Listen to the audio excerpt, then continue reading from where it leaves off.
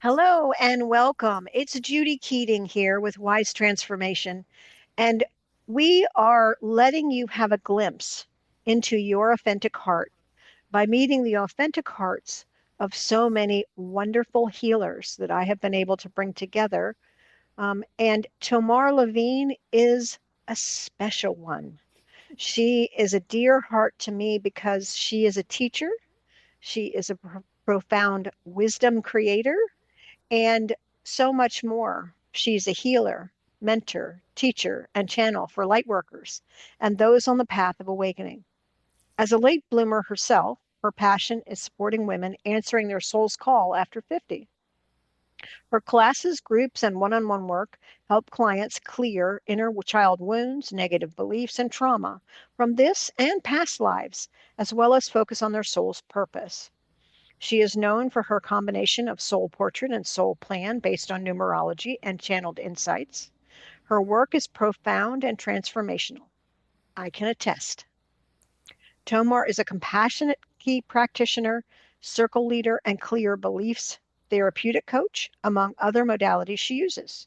She's been exhibiting artist for much of her life, a channeler and host of Substack called Soul's Call After 50. It is my pleasure to introduce you to Tomar Levine.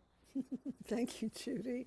It's my pleasure to be here and right back at you. You've been a great teacher and role model for me as well. So, um, if you would, Tomar, share with everyone your journey as a healer. Well, my journey as a healer has been a long and winding path. I've been on the spiritual path for over 40 years, count them. But I started as a visual artist. I was exhibiting in my 20s. So I was what you call an early bloomer as an artist. I was Hmm. having, some attention, and I was active, and I was, being a exhibiting artist in New York City where I live. But around in my 30s somewhere, my early to middle 30s, I got very strongly bitten by this spiritual calling. Mm-hmm.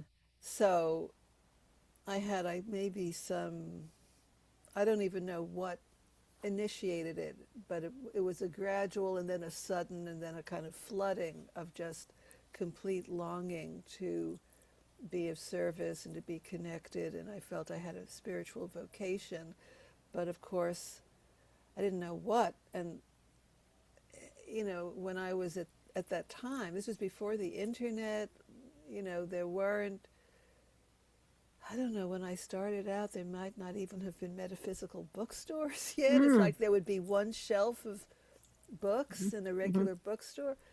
So um, I was kind of split. I exhibited for 15 years, but for a lot of that time, I was split between being an artist and having this intense spiritual calling. And I was going to workshops and trainings and this and that, just seeking everything. There were things, of course, happening in New York. New York was not a bad place to be for that. Uh, but I started channeling in my 30s, and I didn't know what to do with it. I didn't know how I could actualize this calling. Mm. So I started going to some healing schools, schools that were 2 years, 3 years, in Mm-hmm. person meetings. This was prior to the internet. So I started following that road. Mostly it was like energy healing, and it wasn't exactly the right fit for me. Then I started thinking, well, maybe it's more, I'm very verbal and I'm very insight based. Maybe I should really be a therapist, psychotherapist, or some kind of spiritual therapist. I started pursuing that direction. And it went like that, trying things but not finding it. And and I saw clients. I rented space. I saw clients, the whole thing, trying every new thing that I learned. But then at a certain point, well, I decided to see that if I could be a therapist by getting um, a graduate degree in art therapy. Mm. And I did that because New York State was changing its legal requirements. So I couldn't really do what I was doing legally anymore, which is you just post something in one of these new age magazines and you say you're doing something. You could call it therapy because there were no Mm. laws not to. Mhm. So then I had to do something else. So I went and got my a master's degree in art therapy, which I didn't really want to do, but I thought it would lead me to being some kind of a spiritual psychotherapist. But at a certain point, I realized I've been in school for 4 years. All my teachers are like 30 years younger than I am. I am so frustrated. Why don't I just go online? And I know there's this thing called coaching. Why don't I just start exploring that? Maybe Mhm. that's will be a shortcut to something. So I did that, and I was amazed to discover that if you call yourself a coach, you can do whatever the hell you want because there were no restrictions. So I kind of got very enamored of the opportunities that the internet allowed for. Like, I could never teach a class before the internet, but now I Mm. can. I Mhm. could not be a public speaker before the internet, but now I can. I couldn't, teach my own classes. Mm. I couldn't, there's so many things I couldn't do. I couldn't write and publish. So many things that had gatekeepers and Mm. limits that I didn't have the confidence to challenge when I was in the pre internet days, because you had to get some editor or publisher to agree to publish an article, or you had to get some school to agree to hire you. All of a sudden, all the gates were wide open. Mm. And I felt liberated. And I thought, I've been waiting for this all my life. Maybe this is part of why I'm a late bloomer, because I had to wait for the internet to get created. I kid you not. Mm. So, like I said, I was an early bloomer as an artist, but in my healing and my spiritual vocation, total late bloomer because I just couldn't find my way until I discovered that the internet allowed me to be write my own ticket, Mhm. explore things, create Mhm. things. I so Mhm. wanted to be a speaker and a writer and a teacher, and I had been so frustrated before.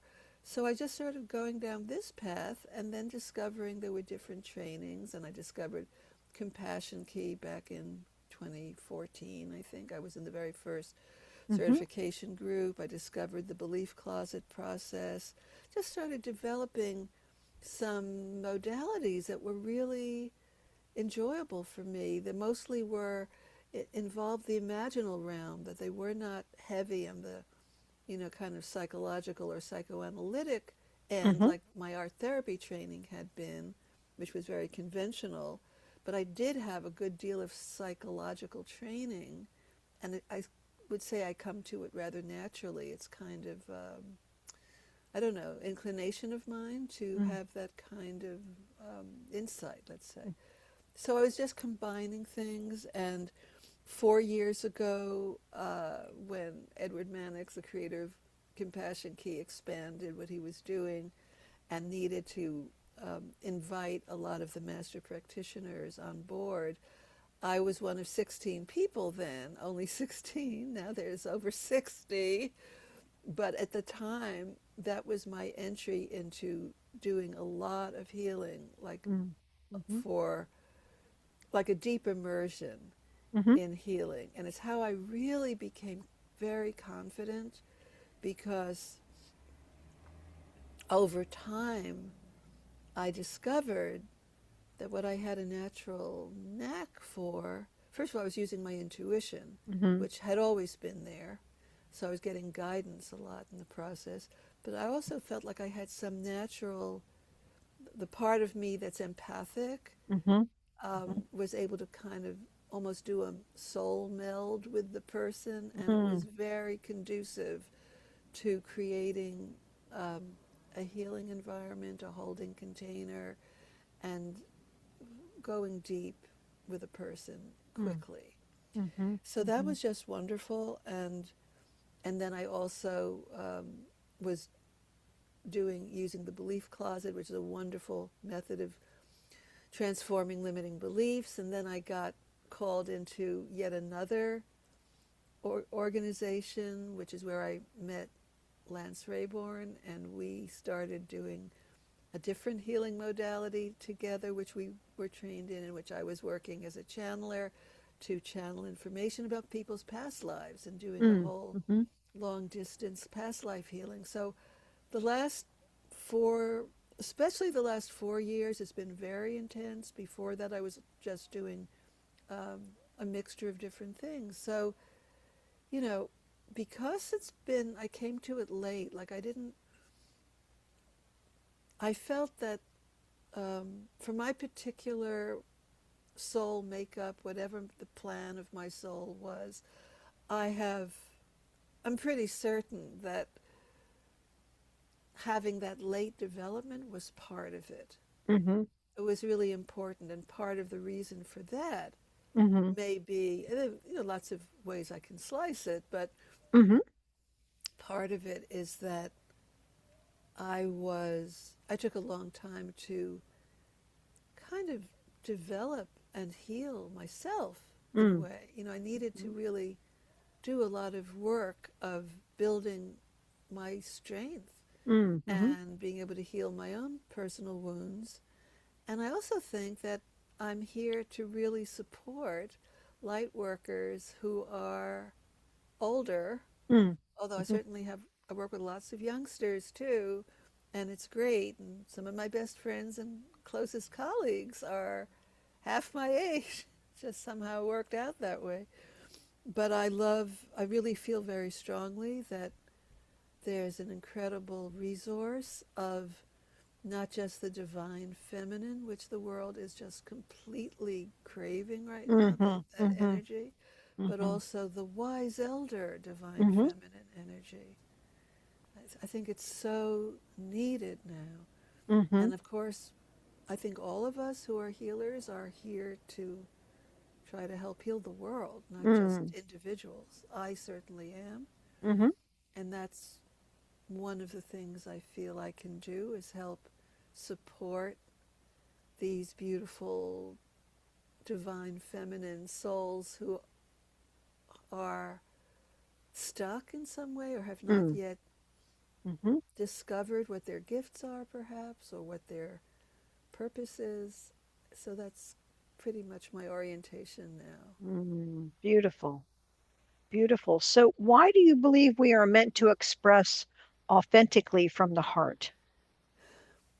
Well, it's an interesting combination because you can't really express inauthentically from the heart, can you? That would be a Eh, contradiction in terms, in my opinion. Although I would say there are people who it's not inauthentic. I mean, you can tell when someone is being inauthentic and pretending to come from the heart, but they're mm, actually not. mhm, Like it's really an act or it's part of, performance of some mhm, kind. mhm, So, we encounter that a lot in the world. There, and there are people who have an authentic heart connection, um,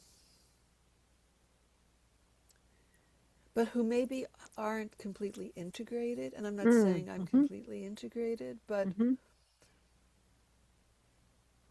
I would say, why is it necessary to come from the heart to be able to be able to access your own authentic heart and speak from it, communicate from it, transmit from it?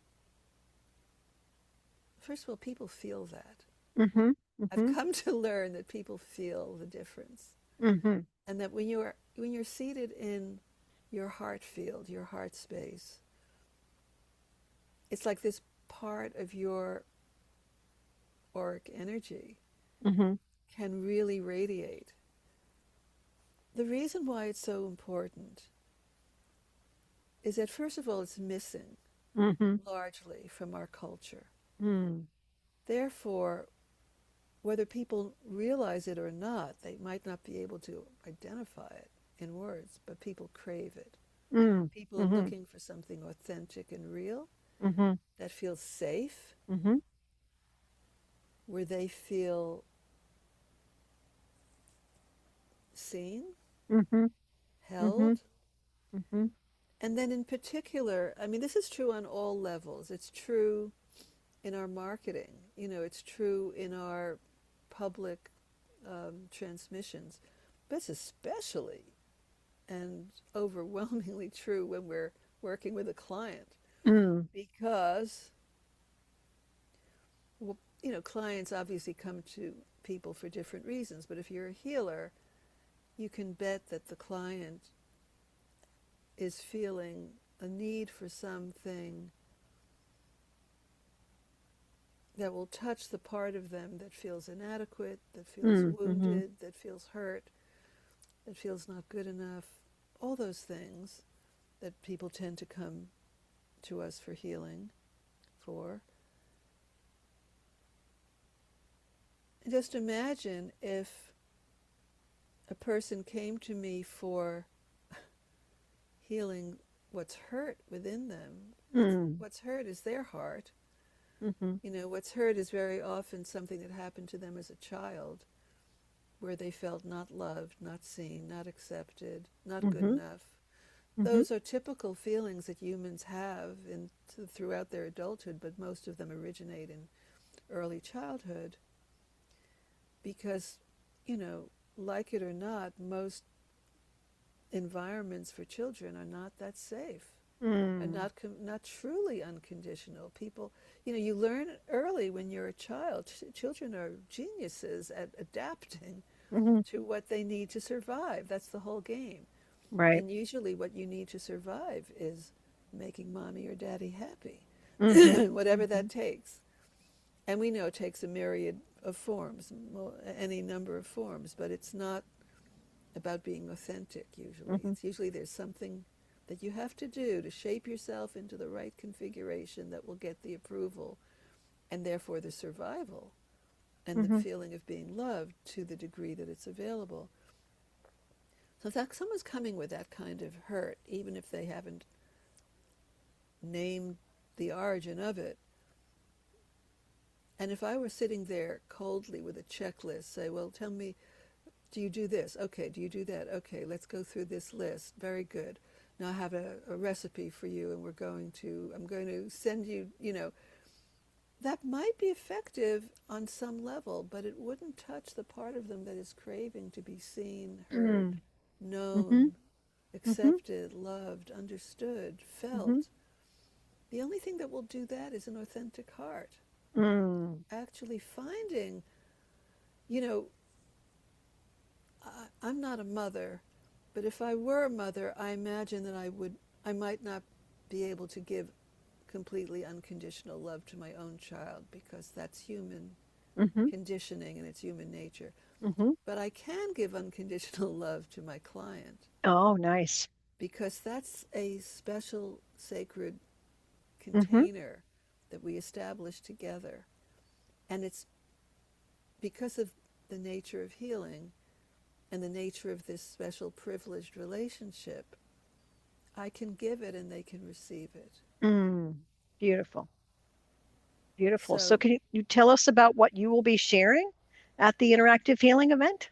absolutely. So, one of the things I've created over the recent years is something I call the Garden of the Divine Mother. It's an imaginal space that I lead people to, and different things take place. It's a very, very magical and special space in which I keep discovering and creating new potentials. So there's a pool of healing, Mm. and that's one of the first things you encounter when you go there. And in that pool of healing, you can be relieved of so many different layers of density and toxic energies and old crud and old beliefs. So we do a lot of healing there. And there's also a place of meeting where you can meet your higher self and your future self. And there's a Mm. temple of the soul where you can work with your consciousness and add different elements. There's so much you can do. And so I've just had fun playing with this environment, and I've led quite a few journeys at this point, and I just keep kind of elaborating on that. Mm. And we're going to go there. That's what we're going to do in the session that I do for the Authentic Heart program. I'm going to lead a journey to the Garden of the Divine Mother. We'll do some kind of healing and transformation. Wonderful. So looking forward to that presentation and that interactive event. So, if you were to tell someone from your perspective, how can they lead from their heart? Well, it's interesting. As soon as you say those words, I feel something coming up to protect my heart. Like, Mm-hmm. can I do it? Am I going to fail? Am I good enough to do it? In other words, these automatic Mm-hmm. concerns come up because leading from the heart, I would say, is not easy. Mm. And I think, and the reason it's not easy is that our heart, within our own um, chakra system, our own energetic wiring, our heart is the place that's most vulnerable. Mm. It has been wounded the most. It's where the wounds register. It's where you feel the hurts. Mm. All the hurts you've accumulated from birth through adolescence and adulthood, all the rejections, all the disappointments, all the losses and griefs, to the degree that you let them get in, or even Mm. on a subconscious level, even if Mm. you kind of shield yourself from feeling them fully, they do live in the heart. So Mm. very often when our attention is directed to the heart, yes, if we're feeling gratitude, if we're told think of something you love, like I might think of an animal or being in Mm-hmm. nature, and I'll really feel the love vibration in my heart. But often if I've seen this happen in workshops when people are directed to focus on their heart, they start crying. They Mm. start feeling the pain that's in the heart because that's the first thing that wants to be relieved, that wants to be Mm-hmm. addressed. Mm-hmm. So if I were going to give someone advice on how to authentically lead from their heart, I would say open the space in yourself to allow those hurts to rise to the surface and draw upon, as best you can, the compassion you have for the part of you that got hurt. Don't Mm. judge it. Don't reject it. Don't Right. blame it. Mm-hmm. Don't tell it, you're the problem, I've been miserable all my life, or Mm. you're weak and I don't want to be weak, or Uh-huh. you're what's wrong with me. Just imagine that there's a 2 year old on your lap and Mm. just let that 2 year old, you know, be hugged and held and reassured and comforted. And eventually, your heart will unburden itself and your Mm-hmm. heart will start to feel safe, and you will start to feel safe with a more open heart rather than a defended, shielded heart, which is what Mm. happens to most of us, Mm-hmm. including myself, in the process of dealing with life's hurts. Mm-hmm. Mm-hmm. So, heal thyself, healer, Mm. heal thyself, Yeah. would be my advice. And just take it slowly. Start with yourself. Start with yourself. Well, I know certainly that every one of the healers that said yes to this event has that intention in their presentation, that they help all the participants, themselves included, in releasing some of the hurt, some of the guardedness, some of the objection to having the heart take the lead, because we all believe that that's where we need to go to become, as a human species, where we need to go. So this event is meant to be a springboard to everything that Tomar just shared. And you can tell from listening to her that her wisdom, her brilliance, her compassion are like a three-faceted diamond. So if you wanted to get a hold of Tomar, how might they do that? And what other services do you offer that people might be interested in? So, my website is tomarlevine.com. Couldn't be easier. It's just my name. You know how to spell it. And So I offer one on one healing of different sorts, the kinds that I mentioned. I offer channeling Hmm. sessions as well. And I'm actually in the process of launching the next phase of my business, which I Mm. call Answering Your Soul's Call After 50.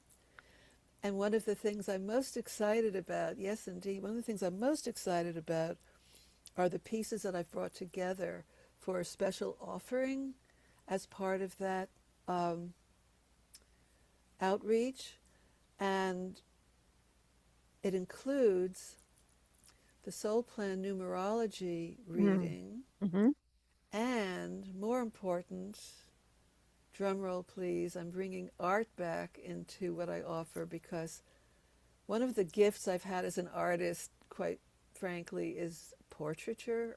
I draw well, I get Mm. likenesses well, and I've always wanted to do a kind of soul portrait that combined an authentic, heart based drawing, likeness of the person Mm. with encoded energies, with channeled words, and words that come from their soul, and actually have their soul energy Hmm. infused in the drawing. So I am so excited that I'm finally going to give myself permission to Mm. do this and offer that.